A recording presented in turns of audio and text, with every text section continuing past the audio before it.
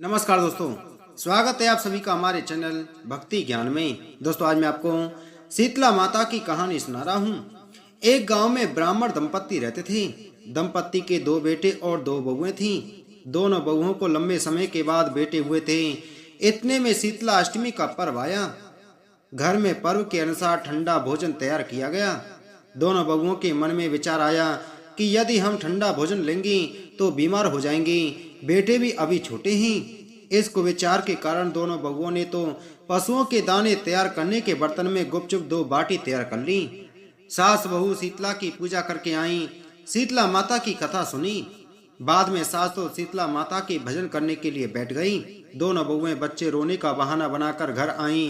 दाने के बर्तन से गरम गरम रोटला निकाले, चूरमा किया और पेट भरकर खा लिया। सास ने घर आने पर बहुओं से भोजन करने के लिए कहा।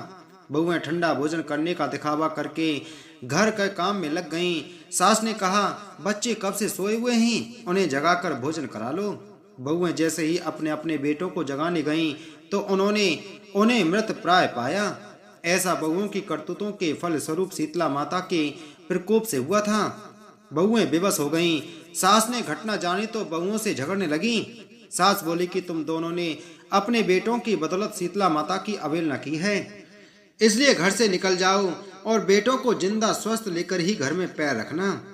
अपने मृत बेटों को टोकरे में सुलाकर दोनों बहुएं घर से निकल पड़ी। जाते जाते रास्ते में एक जीर्ण वृक्ष आया। यह खेजड़ी का वृक्ष था।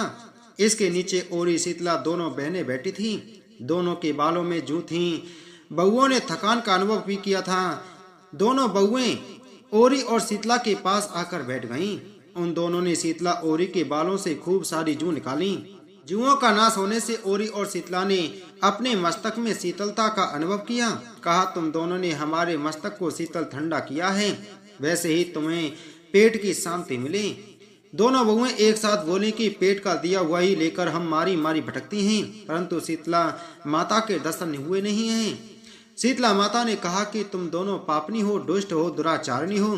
तुम्हारा तो मुंह देखने का भी योग्य नहीं है। शीतला अष्टमी के दिन ठंडा भोजन करने के बदले तुम दोनों ने गर्म भोजन कर लिया था। यह सुनते ही बहुओं ने शीतला माताजी को पहचान लिया। देवरानी जेठानी ने दोनों माताओं का वंदन किया। गिड़गिड़ाते हुए कहा कि हम तो भोली भाली हैं, अनजाने में गर्म खा लिया था।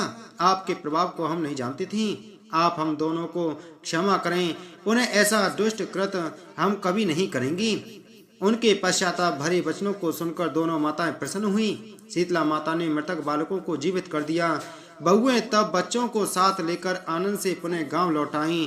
गांव के लोगों ने जाना कि दोनों बहुओं को शीतला माता के साक्षात दर्शन हुए थे। दोनों का धूमधाम से स्वागत करके गांव प्रवेश करवाया। बहुओं ने कहा, हम गांव में शीतला माता के मंदिर का निर्माण कराएंगी। चैत्र महीने में शीतला अष्टमी के दिन मात्र ठंडा खाना ही खाएंगी।